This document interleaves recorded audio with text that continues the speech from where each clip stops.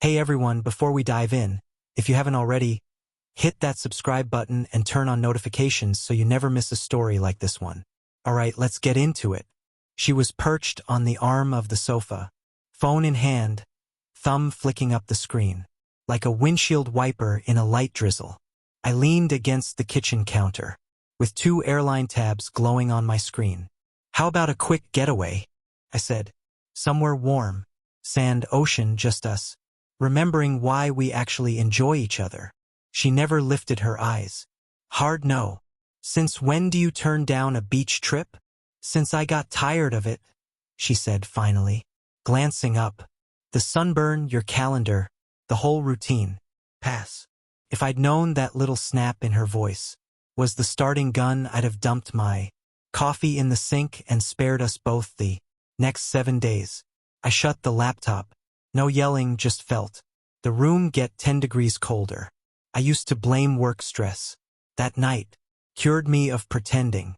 I took the garbage out, came back in, to find her standing in front of the hallway, mirror like it had personally offended her. She fixed a strand of hair, looked at me, went right back to the mirror. You've been out late a lot, I said. Girls' nights are stacking up. It's called having a social life, she answered, grabbing her denim jacket. Don't wait up. I won't. She was halfway out the door when I added, I'll be rearranging my own nights from now on. She turned, one eyebrow raised, half smirk. Rearranging. Cute. I'm stepping out of any plan where I'm just scenery, I said. New rule. Thursdays are mine. No negotiation. Trying to look mysterious all of a sudden? Trying to be real. She left with a quiet laugh that didn't need volume to cut. That first Thursday I called Chris. He's a builder who laughs like a saw hitting. A nail, loud and unapologetic. We go back to the days when we thought every box of patio lights was the same length. Bar on the corner? He asked. Not feeling social, I told him. Let's keep it low-key. We grabbed the back table by the pool table. He got hot wings. I went with a cheeseburger. We talked football, lumber prices, why my gutters still suck. Nothing deep. That was the whole idea. Halfway through the burger my phone buzzed. Where are you? I typed, out. We'll sort the weekend later. The 3 dots appeared, then disappeared. Nothing else came. When I walked in, the living room lamps were on, TV muted, her sneakers kicked off like she'd sprinted out of them. She never asked where I'd been, just eyed the plate I rinsed. In the sink. Grease again. Best burger in town. Cool. You should try vegetables sometime. I'll manage. She draped herself over the arm of the couch, like a model in a magazine I couldn't afford. Maybe you will, maybe you won't. That maybe wasn't new. The disgust in it was. Next morning I pulled the big calendar off. The fridge erased every shared plan, and wrote only mine. Thursday, guys. Saturday, range with Alex. Sunday, church with Dad. She stood there stirring yogurt, spoon frozen. Midair. What are you doing? Cleaning house. So you're reclaiming your calendar now? Exactly. If something actually involves both of us, let me know. Otherwise, I've got it handled. She tapped the spoon against the cup like a warning. I don't need your permission to go out. Never said you did. You're acting like the fun police. Then treat me like you're already graduated. She glared. I finished wiping the board. That night she went out with the girls again. Same story, sharper venom. 2 days later she showed up sweet. I was under the truck changing oil when she walked into the garage carrying a coffee. Got your favorite, she said, popping the lid off with her teeth and handing it over. Thanks. I didn't drink it. What's this costing me today? She crossed her arms. Can't I just do something nice? You can. You rarely do lately. Makes me curious. She leaned against the toolbox. You never used to narrate every nice thing. I never used to feel like we were on different teams. We're not. Yeah, Sarah, we are. She huffed, left the coffee on the bench like a bribe she hoped I'd choke on. The sweetness lasted roughly 12 hours. By dinner, she was roasting my Thursday rule. To our neighbor Tim, who'd just come by, to return a torque wrench. "Look at him," she told Tim, chopping an onion, like it owed her rent money. "He's got rules now. Thursdays are sacred or whatever." Tim tried to lighten it. "Maybe he booked me. Wings too." "Possible," I said. "But no play-by-play required." She snorted. "Tell him about your new calendar, honey." "Happy to," I said, wiping motor oil off my hands. I stopped treating my time like it's community property. Tim raised both hands. "I'm literally just the wrench guy." "Thanks for the wrench, Tim." He bolted. Door shut. She threw the knife in the sink. "You made me look stupid. You did that solo. I just set a boundary." "You're ridiculous." "Nope," I said, lacing up my running shoes. "I'm finished." I started running most evenings. If she rolled. In late, she got a shower running and an empty kitchen. I wasn't hiding. I was occupied. Big difference. The girls' nights kept multiplying. Then the lie cracked open from a place I never saw coming. Our friend Jenna, who owns a cycling studio and can't stand silence, bumped into me at the supermarket deli. "How's Sarah doing?" she asked, tone loaded. "Busy." "Yeah, weird. I haven't seen her in forever." "I thought you guys had standing Thursday drinks." Jenna blinked. "We texted twice, but I've been slammed." "Why?" I set the sliced turkey back down. "So she hasn't been with you." Jenna did the math in her eyes. "I don't want drama. You're not creating it. You just handed me the missing piece." That night I said nothing. I just watched. She left at 7:30 with a breezy back late. I nodded, headed to the garage. At 9:15 I texted Alex from work. "Still got that PI you used for the tool theft?" "Yeah, Ryan M. Solid dude. Send me his number." He did. I didn't dig through her phone. I didn't put a tracker on her car. I called Ryan and said the sentence every guy hates saying, "I need the truth, not a fight." 2 days later I met him in a diner booth near the office. Beige shirt, quiet voice, eyes that don't miss much. He slid a plain folder across the table. Timestamps, photos, Sarah pressed up against. Some guy I didn't know in a booth across town. Later, the two of them walking into a cheap motel with a parking lot that screams alibi killer. Ryan kept it matter of fact. "That's what I paid for." "You good?" he asked. "Been better. Also been blinder." He nodded. "Sometimes just knowing is enough." Knowing rewrote my calendar. When I got home, everything looked normal. That's the trick. Truth doesn't ring the doorbell. It just waits on the couch. I pulled the big roller suitcase from the closet and started packing her stuff. Calm, methodical. Jeans, dresses, heels that looked painful. Makeup bag on top like a polite bow. Gym duffel next. Changed the locks 20 minutes when you've done it before. Took the spare key out of the fake rock. Wrapped our old ski trip photo in a towel and tucked it in a side pocket. Leaving with dignity is still leaving. I set everything by the door like a one-way trip. With no return flight. Sat in the armchair and waited. Folder on the coffee table, top photo. Face down. She got home at 10:42. He didn't work. Handle rattled, then knuckles knocked. I opened the door. "What's wrong with the lock?"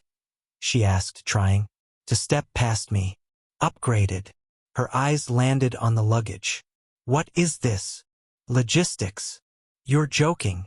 I flipped the folder, slid the first photo forward, like settling a tab. She stared. Face barely moved. Swallowed once. Walked to the fridge, grabbed a water, leaned against the counter like we were picking paint colors. "You gonna throw a fit?" "Nope. Gonna be crystal clear." "You've been clear all week with your little rules. Tonight I'm done."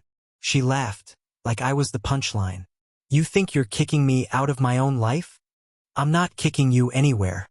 I'm opening the door you've already been walking through. You'll calm down. You always do." "Not this time." She flicked another glance at the picture.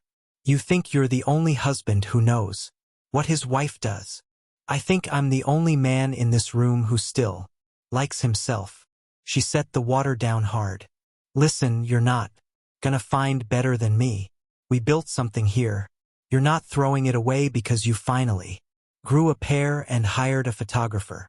I rolled the suitcase toward her. Pretty sure I won't find worse. Something flickered, calculation, not remorse. You're not doing this, she said low. Already done.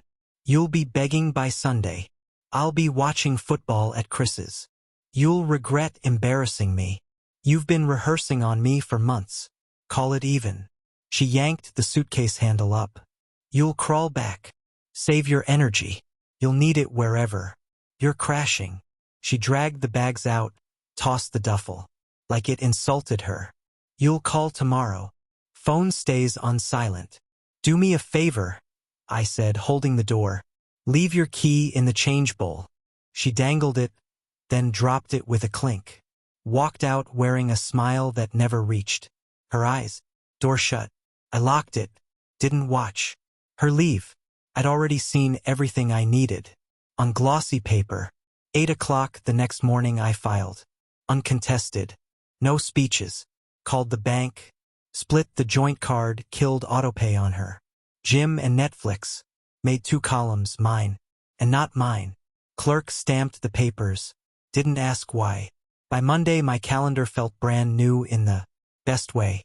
After work I met Chris and Alex at a dive that still uses red plastic baskets. Onion rings arrived hot. Game on mute in the corner. Chris raised an eyebrow. You good. Better than good. I stopped acting. Alex slid a beer my way. No speech needed. Just tell me what you want this week. Noise that doesn't come with a leash. Done, Chris said, clapping my shoulder. Turns out when you cancel the performance, you get hours back. I hit the range with Alex that Saturday. Grabbed tacos with gym friends Sunday. Took Dad to the same diner he's loved for 20 years because the menu never changes. I wasn't patching a hole. I was just living, like a man who finally drew a line. Sarah texted all week like someone jiggling. A locked doorknob at random hours. Can we talk? Call when you're over being dramatic. I still have stuff there. You threw away a marriage. I kept it short, your boxes are safe.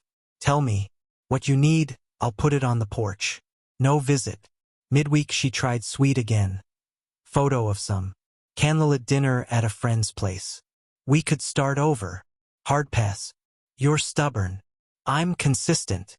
Friday night Chris dragged me downtown to hear a cover band. I danced with a woman named Lauren who sells lawnmowers for a living and laughs like she means it. No fixing required. Walking to my truck way later than usual. Phone exploded. 5 missed calls, voicemails. Starting calm and ending unhinged. I didn't play the last one. My porch light was on. She was sitting on the top step, mascara tracks, hair in a messy knot. When she saw my headlights she jumped up, tried to fix her face, gave up, and ran over. Thank God you're home. Arms open. I stopped 3 feet away. What are you doing on my porch?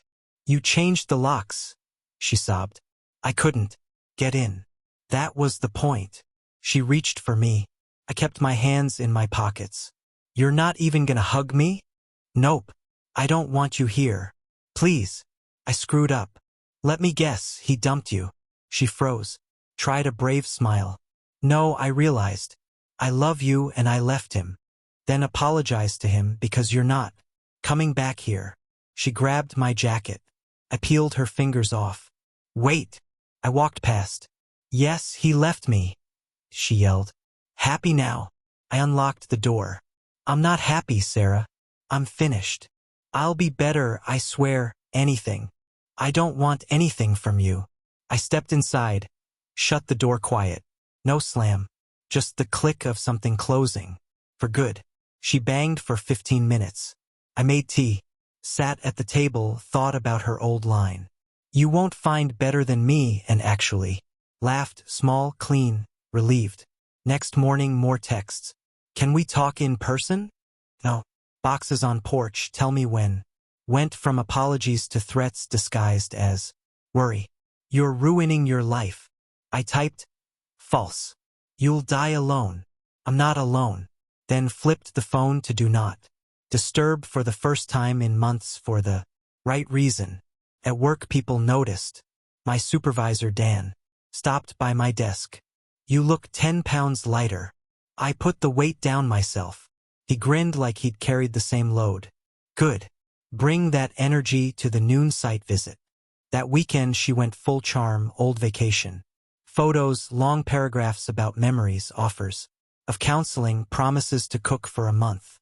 I replied, I don't have coffee with people who tried to bargain my value.